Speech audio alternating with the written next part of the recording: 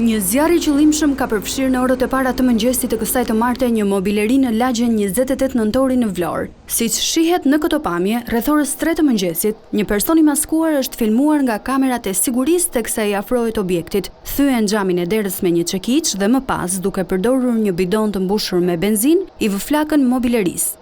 Autori më pas largohet me shpejtësi nga vendngjarja.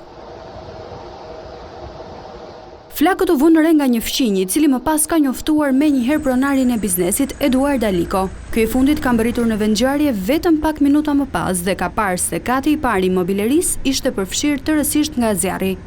Eduard Aliko në një prononcim për mediat është shprehur se nuk ka konflikte me njeri, edhe pse kjo është hera e dytë që i vjet flaka biznesit të tij.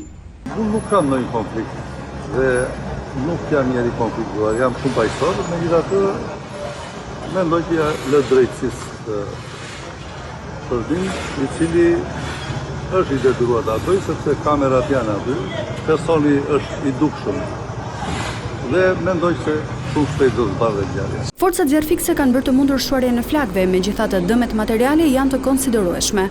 Policia ka nisur hetimet për identifikimin dhe kapjen e autorit. Pamjet e kamerave të sigurisë ndërkohë janë sekuestruar si provë materiale.